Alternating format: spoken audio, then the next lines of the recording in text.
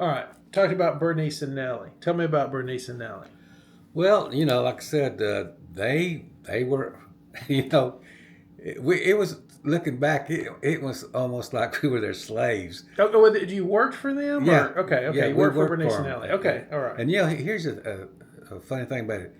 At that time, when okra season started, we had to pick it every day, and there would be immigrants coming there, Mexicans, that come through there to help during okra season. But as soon as it's over, they would go on, I guess, following the crops or somewhere else. But I see it now. We were fortunate that we could stay in one place and go to school, Mm-hmm. because my mother, she demanded that we go to school. My dad, he just said we stay and work and make money. So it was a big thing for them to basically help raise me, because I was around them and they would tell me things I shouldn't do, couldn't do.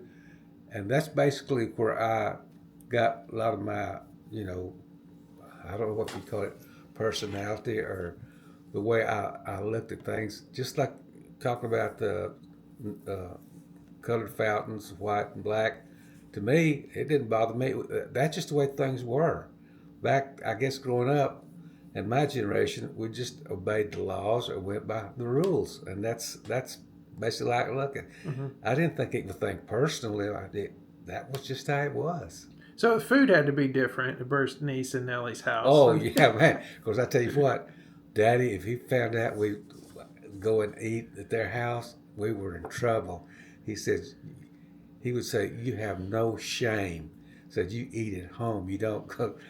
Even there was a black family that lived about, I guess it's about a quarter mile from our house, and they had four boys, same age as me and my brothers, and we'd sneak over there because if they had a birthday, Miss Lucy, boy, she would cook us some good soul food, and we sneak over there and eat it.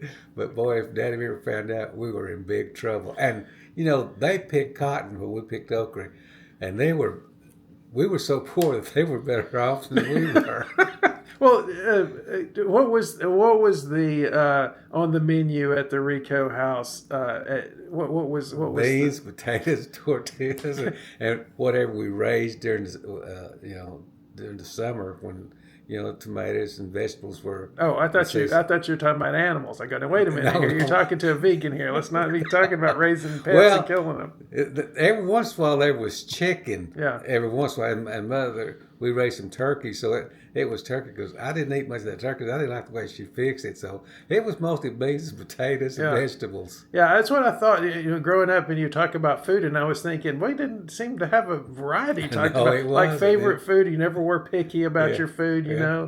and I was always thinking about that.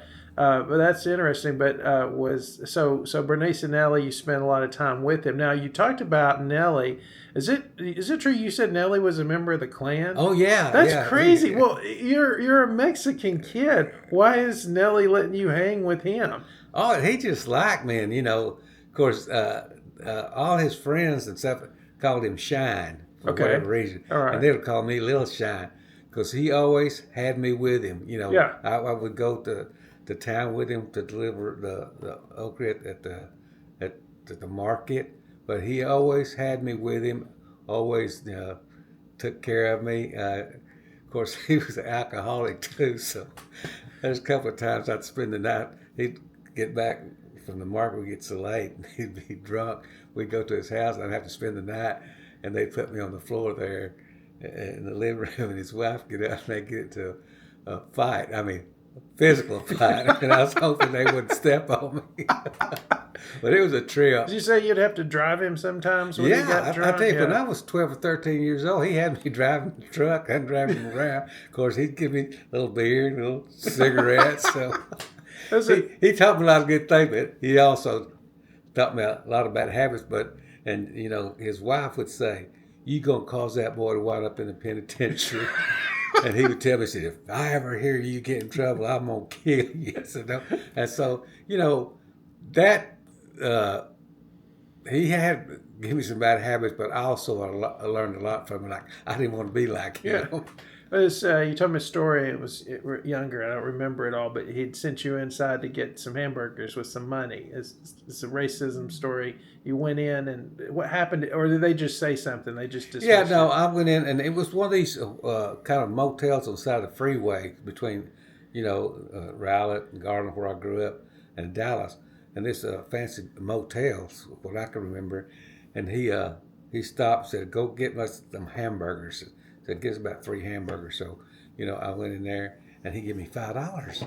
And It's a lot of money. that's a lot of money. That was a day's work for my Yeah. dad for 10 hours work. Yeah. So I went in there and I told the guy there at the desk, I said, "I want 3 hamburgers to go," and there's this guy standing next to him said, "Tell him how much they are. Maybe he'll go away." Yeah. But they were 35 cents a piece. I had $5. Yeah, you were rolling. And I wasn't gonna get out of there without getting me a hamburger. That's it. I know you'd always talk fun, and I got to meet Nelly. When Yeah. you took me back, and I got to meet her, and it was bizarre because Bernice. I'm sorry, Yeah. I got to meet Bernice, and it was bizarre because she appeared exactly like I thought she would be. Yeah. It was odd that you meet somebody like that. And of course, you said he was. You explained to me one time because I couldn't fathom in my head that you would hang with he would let you hang with him, and he was in the Klan. Now, how did that go about? Like, did they go out and hurt black people? I mean, what did they? No, he was telling me what the Klan did back then. He said if somebody was abusing their family, not taking care of, provide for it, said they would get out and they'd all kind of, I don't know why, he said we change different shoes because they couldn't recognize, go up there and just beat the crap out of him, make him straighten up. Oh my goodness, that's bizarre because it just seems odd that you would think that if he's a member of the Klan that would make him a massive racist, but obviously he wasn't. How did Angel and him get along? Oh, they get along fine. I mean, because like I said, of course, basically we were their employees, so and they took care of us, as best they could. Yeah. But But they weren't. Now he was racist. Yeah. Very racist. I'll tell you. I might have told you this one time. Was when we picked the okra, we'd come up there and we'd take okra there back to his house. They had this table and under this big tree where we'd cull the okra, number 1, number 2, and stuff like that. And he had some black people that was working that season, and somehow or another we was out there doing it, and one of the black young men went in his house or something and said something. Boy, he run out there outside, and he come and grabbed me and put me as a shield for him, because then he come out with a gun, a rifle, going to shoot him, I guess. Oh my goodness! But we talked him into just stopping him, boy. I mean, that really upset the black family. But there was a lot of racism against the blacks, and maybe the Mexicans too. But we were their employees, so they took care of us because we did a good job. You went to Garland High School. Right. I went through your yearbooks. Guys won a state championship your senior year. The football team did. That was a big deal. When you were at Garland, how many Mexican kids did you have at Garland besides you and your brothers? Well, I put it when I graduated in '64. There was 450 in my graduating class, Grief. and that's the only Mexican in there. No, are you serious? And no blacks either. How did your schoolmates? How did they treat you as being the only Mexican there? They, again, like I said, I was naive. I didn't cause any problems with them. I got some harassments, but then I had some friends too that they saw guys picking them and said leave them alone, because I was small. Yeah. In high school, I weighed 118 pounds. Yeah. So that was small, and I was easy to pick on. But some of the bigger boys that knew me, even especially the thugs, they wouldn't let anybody pick on me. So The thugs, y'all had a thug group. Well, like at 450, Yeah. I guess you had a whole society going. Yeah, it was a different time, and there was a lot of things going on. Well, also you were close to Ralph Weaver. Yeah.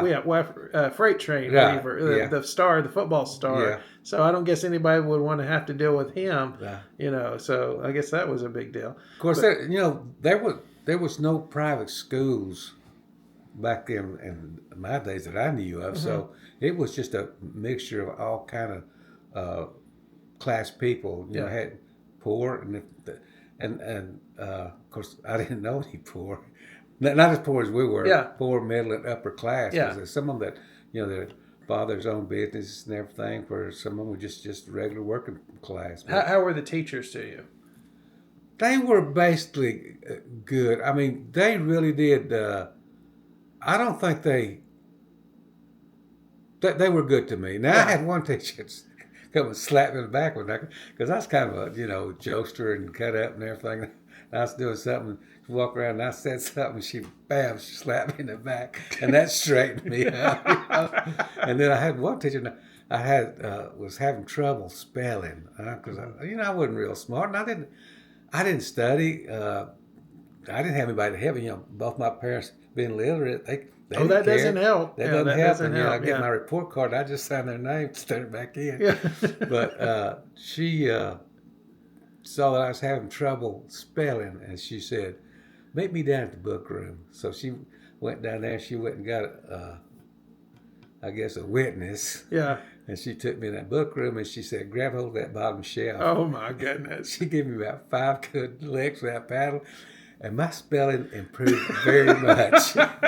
So they cared. The teachers back, educators there were they really cared. Of course, most of my education were by women teachers. When I got in high school, they just started in, I know when I was in high school, 11th or 12th grade, one or two men teachers started teaching it, which I thought it was strange, but they had just started letting men teach, I guess. Well, that's good that that your spelling improved. But if that happens today, that's on Fox News, CNN, and all over the place. Somebody's writing somebody a check. Okay. Okay.